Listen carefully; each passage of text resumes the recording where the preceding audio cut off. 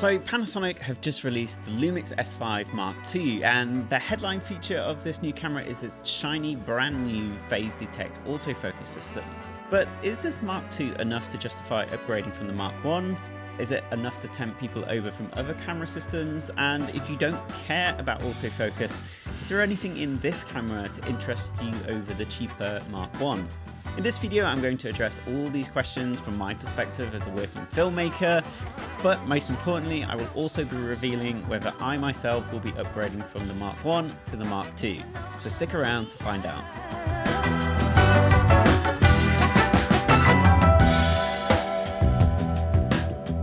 So a couple of years back, I picked up the LUMIX S5, and you can take a look at my long-term review of that camera here. In short, I thought it was one of the best cameras that you could buy at the time for the money. It had stunning image quality, industry-leading IBIS, loads of pro video features, and really impressive raw recording capabilities, all at this kind of like sub £2,000 price that still I don't think there's many cameras that can offer that much at that price point. And you know, with the release of the Mark II, that camera is even cheaper now. But one of the biggest criticisms leveled at it was its sort of subpar autofocus system. I work mostly with manual lenses, so the lack of the autofocus system didn't really bother me. Panasonic loaned me the S5 Mark II, and for the last couple of weeks I've been shooting with this camera. I was also lucky enough to take it on a trip to Italy with my partner Steph, which is where I shot most of the test footage that will be featured in this review video. The things I kind of want to go over in this review video will obviously be the autofocus, which we'll get onto in a minute, whether there are any sort of fundamental changes to the image quality of this camera, briefly look at the upgrade to the camera's IBIS system, and then a rough look at the new features and changes to the camera body. And then finally, we'll go into a bit of a discussion to look at whether you should buy or upgrade to this new LUMIX S5 Mark II. Okay, so I'll be upfront. I've never been a huge autofocus person. I don't tend to rely on autofocus cameras professionally. I guess you could describe myself as a sort of autofocus skeptic. So, you know, it would take a lot to impress me in terms of this autofocus system to sort of concede control over my manual focus workflow. I'm sure you've already seen a million reviews about this camera with YouTubers testing out its autofocus, you know, where people are popping in and out of shot, but I can totally back up the hype that has been out there about the autofocus in the system because, you know, all credit to Panasonic is they've absolutely nailed it. I think the autofocus system in this camera is now on par, if not better, than the offerings from the likes of Sony and Canon. I'm not going to get into arguments about which camera has the best autofocus because I think I can confidently say now that the Panasonic autofocus system is as good as any other camera manufacturer's autofocus system.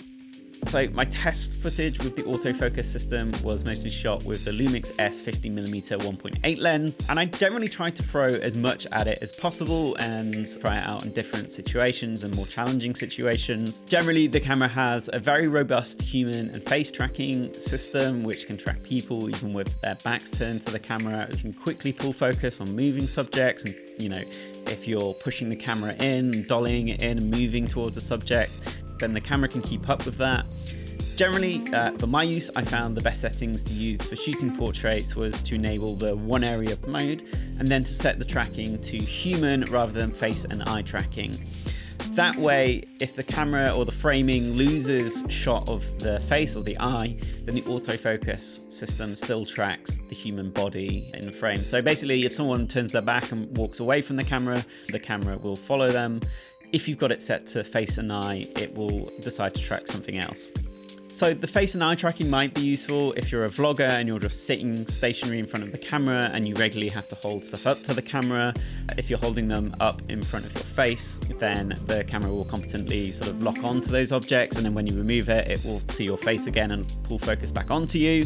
Which autofocus settings you use will depend on your shooting setup, but you can use the touchscreen on the camera to pull focus between 2 points and select areas of focus and the size of the focus area. You can adjust adjust the speed at which focus transitions occur. Generally, the slower that this is set, the more natural this will feel in terms of replicating a manual focus pull. You can adjust the responsiveness of the focus system. So this is what most people might describe as how sticky it is in terms of how likely it is to swap from one point of focus to another object. So it's kind of like how willing the camera is to move its focus onto something else, even when you sort of move the camera around a little.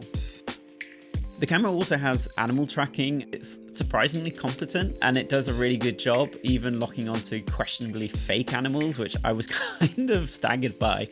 This autofocus system is just worlds away from what Panasonic used to have. I can confidently say that they are back in the game.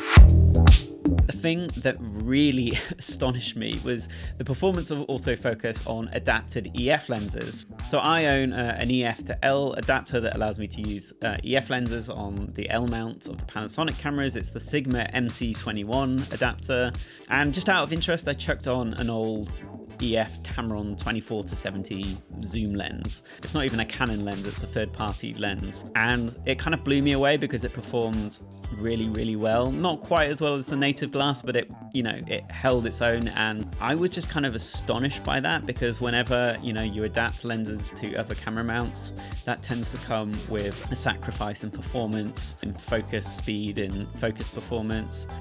It obviously really expands the choice of glass that you can confidently use on this camera. The fact that you can get top tier autofocus squeezed out of these old lenses is incredible. So is the autofocus system perfect? Well, no, obviously not. It's not infallible. The autofocus struggles with backlit subjects. It's not unusual to shoot portraits in this way. And it's arguably a situation where autofocus would be really useful, because if you've got a light source or the sun that's behind your subject, it's kind of going to be glaring straight at you as the operator. But I found, as you can see here, when the sun was behind Steph, that the autofocus system really struggled to keep her in focus, and there was a lot of hunting. And even when I framed the sun out, so it wasn't beaming straight down the barrel of the lens, the system still really struggled to lock onto focus. And in this situation, it would have been much faster to have just acquired this shot with manual focus. Again, there are going to be situations where manual focus is better suited, and I would recommend, if you are a professional, being comfortable and developing your manual focusing skills, because there are going to be instances where the autofocus system is not suitable for the environment that you're shooting in. And I think my main point that I want to make here is that if you're not used to shooting with autofocus, you should really take the time to get to know how it works and understand its strengths and weaknesses and its limitations. I think now that these modern autofocus systems are so good, there is a temptation to place blind faith in them. And I think you always just need to keep your eyes open when you're using them, because whilst they are almost flawless and incredibly impressive, it's still not, got the intelligence of a human operator who will ultimately be making creative decisions. The camera can only sort of guess about what you want. Those guesses aren't necessarily going to be aligned with what you want to shoot. Used in the right hands, I'm certain it will lock a load of new creative possibilities and improve the workflows of so many people. So my message is just have fun with it. As a manual focus person, I certainly did, but just be wary of its limitations and, just work with it mindfully. So generally, I didn't notice any huge differences in the image quality between the Mark I and Mark II, which is great, because the image from the Mark I still holds up really well. It's still a beautiful image. You're still getting the fantastic, robust 10-bit recording codecs and vlog as standard.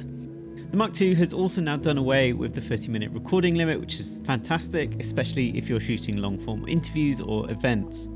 The Mark II does introduce a whole range of new shooting options and resolutions, my favourite of which is this new 6K open gate mode, which you can capture in H.265. You are limited to 25 frames per second, but this feature might be really useful, especially to anamorphic shooters who can capture at the full resolution of the sensor now. And you also get resolutions that step up from 4K to this 6K mode. So having that option internally is really cool. At this full 6K, you are limited to this sort of square aspect ratio, so you could choose to crop in on the frame or sacrifice some vertical image area. I actually really like this option of this sort of open gate 6K mode. If anything, creatively, it's just quite fun to have as an option. But like the Mark I, if you want to shoot in 4K 60 frames a second, then you will have to contend with an APS-C crop. often record in 50 frames in 1080 HD because then you can get a full frame readout. But when you're shooting HD or in 1080 at 50 frames a second, then for some reason you lose the full power of the autofocus system. One of the things I did notice was that this Mark II is perhaps a touch sharper than the Mark I, and I would say not particularly in a good way. I did reach out to Panasonic to ask about this, but they refused to comment on it. So I'm hoping it's something that can be addressed in a firmware update, because I felt like that harsh digitalness that was present in the Mark I has been taken a little further in this Mark II. From what I gather, it's the same sensor or a modified version of the same sensor that's been modified to allow the phase detect autofocus, and I don't know if those modifications, the side effect of that has done something to the way that the image processing deals with sharpness and noise on these cameras. There are sharpness and noise reduction settings, but I had these all set to the lowest. I am someone who likes to push a more organic, natural image, so I did find that I was pushing up against that a little bit more in post. It's not like a night and day difference. It's something that I noticed as someone who's worked with the LUMIX S5 for 2 years. When I pulled the new footage in, it just seemed a little bit sharper to me. There was something a little bit more intense about that sharpness. What's interesting here is that the Mark II loses internal RAW capabilities, which is one of the things that I thought was so impressive about the Mark I, that you got this 5.9K RAW ability if you use an external recorder. You can get this with the Mark II, but you have to pay for it as a firmware upgrade, whereas the Mark I had this capability as standard. Panasonic are also releasing another version of the S5, the S5 IIX, which will have this RAW recording capability as standard, but that camera is going to be a couple of £100 more when it's released, I think in May. So one minor criticism I do have of the S5 is the way that it captures motion with its rolling shutter and a sensor readout that is at the slower end of the spectrum relative to other cameras. This is only something that has become apparent to me since shooting regularly on my Komodo, which has something called a global shutter. When I have movement in my frame with the S5, the movement of the image just seems a lot more digital. I do think it's important to bear in mind that this is a sub £2,000 camera, so I'm not really knocking it for that. I didn't personally notice it for years until I started shooting on the Komodo, but if you are planning to capture lots of super fast motion and action, this might not be the camera for you. You might want to look at a camera that has a slightly faster sensor readout. So the IBIS on the Mark II builds on the already impressive IBIS on the Mark I, and I would say it gets to kind of like gimbal quality levels now in what you can do with it in terms of walking and following and tracking shots, which when combined with the autofocus kind of just unlocks some really cool creative possibilities. I'm not personally a lover of gimbals, and I think they can sometimes introduce kind of unnatural jerky movements and sort of weird little adjustments into your footage that personally I think can ruin certain shots. I also think gimbals are sort of overused in videography, but that's for another day. All my criticisms that I have of sort of using gimbals is kind of true of using this IBIS system. You can see in these walking shots there are some sort of jolty, jerky movements produced by the IBIS when it's overcorrecting, but bear in mind that I am pushing it to its absolute max. I would never have previously been able to get smooth walking shots whilst holding a small DSLR. It swings and roundabouts. When used properly, and again when used mindfully, the IBIS in this camera is pretty incredible. You can get sort of like really impressive, rock solid, stable handheld shots, even while walking and tracking a subject. And I think the fact that you can achieve this in a sub £2,000 camera is frankly astonishing.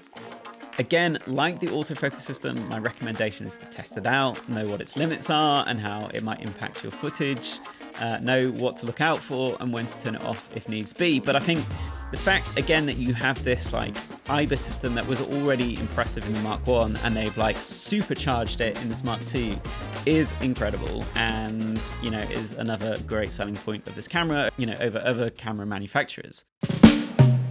I'm not a professional photographer. I obviously take a lot of stills. Occasionally clients ask me to do it. I'll use my S5 for that. Everything holds the same as the original S5. I think the stills from these cameras are fantastic. They're incredibly sharp and detailed. If you're interested in it, you can punch right in and it will maintain detail and sharpness. You know, professionally, because I'm not a photographer, I don't feel particularly qualified to present any sort of like far-ranging opinion on this. And I think if you're interested in this camera predominantly from a photography perspective, then maybe have a look at some other reviews that focus in on that. But, you know, I took a few stills with this camera whilst I was testing out, and I think they looked great. I think they looked lovely. You know, you can zoom right in on them and pixel peep if you want, and they still look great. I just think it's a great hybrid camera that covers video really, really well, and it's got your back as well if you want to do stills. Generally, the body of this camera is very similar, but it has been updated in terms of its size. It's still very lightweight, still very small and compact, but it is ever so slightly larger to accommodate for a new active cooling system that's in the camera. The cooling system just helps the camera shoot at these higher resolutions and data rates. But because they've introduced these vents into the camera and a fan system, if you do have accessories or a cage that you used for the Mark I and you're upgrading from the Mark I, you won't be able to use it with this Mark II, unfortunately. Now you get a full-size HDMI port, which is amazing. There are also some improved strap holder things on the side, and I actually much prefer the design of these over the Mark I. Apart from that, it's pretty much the same. It takes the same battery. I can see a huge difference with the screen and EVF, but I'm sure there are some improvements on them, but I didn't see any sort of huge quality of life updates there. In terms of software, one of the things I find about these sort of DSLRs is that there's almost kind of like an overwhelming degree of features in these cameras. And, you know, when I first get my hands on a new camera like this, I find that I spend a day just looking through the menus and trying to understand what all these features do. There's a cool feature which is useful for manual vintage lenses. It can kind of counteract any tint or vignetting in that lens and save that as a profile on the camera. You can also load in your own custom LUTs, which is amazing. If in post you regularly use the same LUT, you can just chuck it straight on the camera and see what that image is going to look like. Panasonic should be really proud of what they've done with this camera.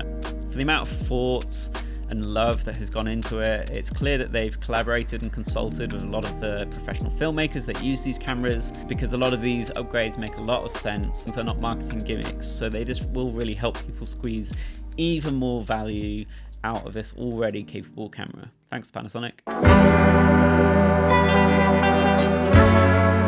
So I guess when it became clear that they were definitely going to upgrade the autofocus system, I wouldn't have been surprised if they'd announced this camera at somewhere between 2.5 and 3K. And I think even if the camera had been priced at that point with the new features and the autofocus system, you would have still have been getting a pretty good deal and a decent amount of camera for that price. The fact that they kept it at the 2K mark, I think, is frankly incredible, and it just blows anything else at this price point out of the water.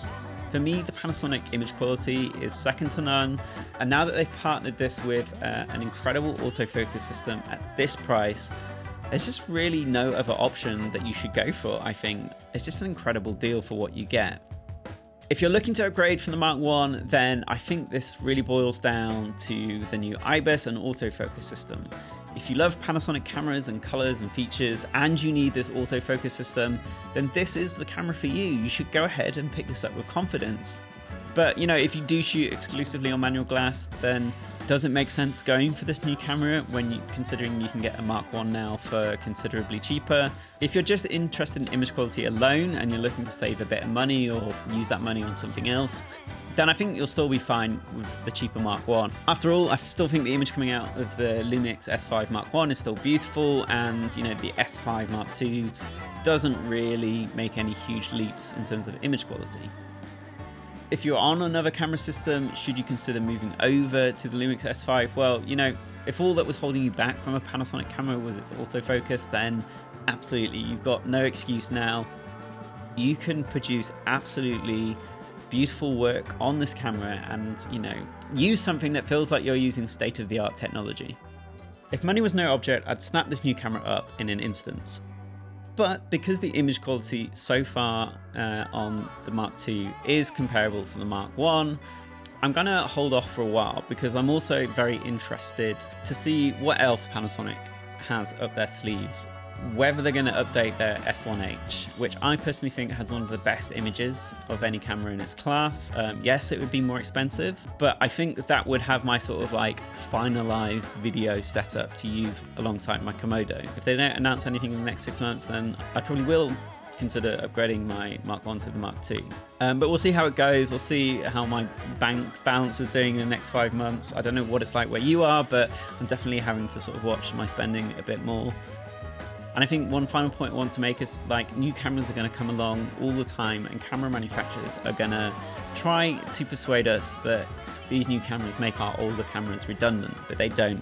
You are far better investing time and money in improving your skill, your lighting, your lenses, than hopping between camera systems, you know, every 6 or 12 months. It's not going to fundamentally make you a better filmmaker. Having the Mark I, like if you've just bought that camera, don't feel disillusioned now that this Mark II is out. It doesn't make your Mark I irrelevant. It doesn't make you irrelevant. It doesn't make your work irrelevant. And I think I just wanted to mention that at the end of this review. If you do decide to pick up an S5 Mark II, I've got some vlog color grading tutorials which I'd love you to check out, which you might find useful. Links for those in the description down below and somewhere in this video. But I'd also love to hear what your thoughts on this camera are, so let's have a discussion in the comments down below. Thanks for watching. I'd really appreciate it if you could subscribe to my channel if you're not, if you could like this video, share it with anyone who you think might find it useful. But until next time, see ya!